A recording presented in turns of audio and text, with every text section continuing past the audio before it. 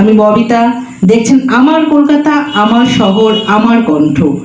আজ আমরা আপনাদের দেখাবো এমন একটি ঘটনা আজ বিকেল থেকে রাজনৈতিক মহল এবং সাধারণ মানুষের মধ্যে ব্যাপক আলোচনা তৈরি করেছে।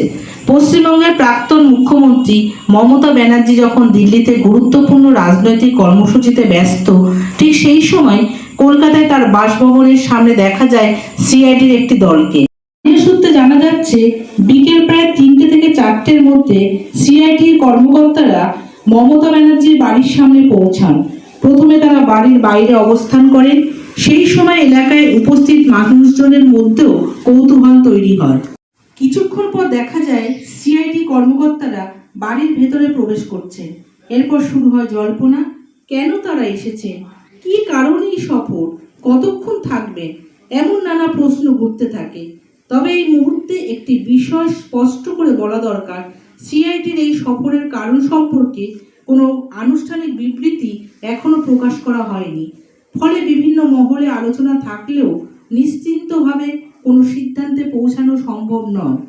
রাজনৈতিক পর্যবেক্ষকদের মতে মমতা ব্যানার্জির বাসভবনে কোনো তদন্তকারী বা প্রশাসনিক সংস্থার উপস্থিতি স্বাভাবিকভাবেই সংবাদ শিরোনামে উঠে আসে। বিশেষ করে মমতা ব্যানার্জি নিজে সেই সময় রাজ্যের বাইরে অবস্থান করছেন। এখানে আরও একটি বিষয় লক্ষণীয়, সিআইডি দলের এই উপস্থিতি কয়েক মিনিটের জন্য নয়, বিকেল থেকে সন্ধ্যা পর্যন্ত তারা সেখানে ছিলেন বলে জানা যাচ্ছে। 2.5 থেকে 3 ঘন্টা সময় ধরে তারা সেখানে অবস্থান করে। এই দীর্ঘ সময়ের উপস্থিতি নিয়েই এখন শুরু হয়েছে বিভিন্ন আলোচনা ও বিশ্লেষণ। একাংশের মতে এটি কোনো প্রশাসনিক নিরাপত্তা সংক্রান্ত রুটিন প্রক্রিয়ার অংশ হতে পারে।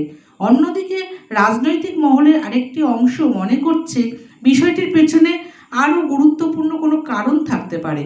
তবে সরকারি তথ্য প্রকাশ না হওয়া পর্যন্ত কোনো জল্পনাকেই সত্য বলে ধরা ঠিক হবে না।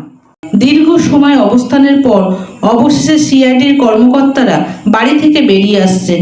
এরপর একে একে গাড়িতে উঠে তারা এলাকা ছেড়ে চলে যান। এই ঘটনার পর রাজনৈতিক মহলের নজর এখন রাজ্য প্রশাসন এবং তৃণমূল কংগ্রেসের প্রতিক্রিয়ার দিকে। কুণাল ঘোষ সহ দলের নেতারা এই বিষয়ে কোনো মন্তব্য করেন কিনা সেদিকেও নজর রাখছেন রাজনৈতিক পর্যবেক্ষকরা। এখন সবচেয়ে বড় প্রশ্ন একটাই, সিআইডির এই সফরের প্রকৃত কারণ কি? এটি কি শুধুই প্রশাসনিক প্রক্রিয়া, নাকি এর পেছনে রয়েছে অন্য কোনো গুরুত্বপূর্ণ বিষয়? এই প্রশ্নের উত্তর মিলবে তখনই যখন সংশ্লিষ্ট কর্তৃপক্ষের পক্ষ থেকে আনুষ্ঠানিকভাবে কিছু জানানো হবে। ততক্ষণ পর্যন্ত আমরা নজর রাখছি এই ঘটনার ওপর। এবং তল্লাশিতে বাবু সহ আমাদের যারা ছিলেন এখানে প্রত্যেকে পূর্ণ সহযোগিতা করেছেন। সমস্ত রকম তল্লাশির পর দেখা গেছে সিজার লিস্ট শূন্য। সমস্ত রকম তল্লাশির পর সব নথিপত্র দেখার পর দেখা গেছে সিজার লিস্ট শূন্য।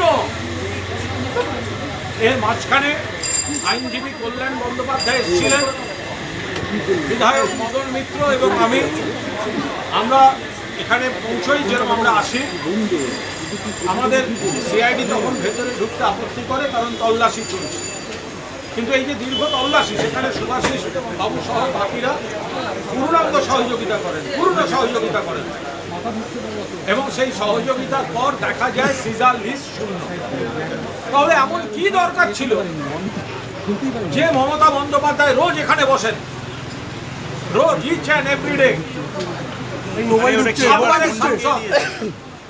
4বারের কেন্দ্রীয় মন্ত্রী, 2বারের রেলমন্ত্রী, 3বারের মুখ্যমন্ত্রী, জননেত্রী মমতা বন্দ্যোপাধ্যায়, যিনি এখানে বসেন, এখানে থাকেন, যেখানে সকলে জানেন ঘোষিত কর্মসূচি ইন্ডিয়া ব্লকের বৈঠকের জন্য যাবেন এবং তারপর আনুষঙ্গিক গুরুত্বপূর্ণ বৈঠক আছে, সেখানে কেন তার অনুপস্থিতির দিনটাকে বেছে নেওয়া হলো?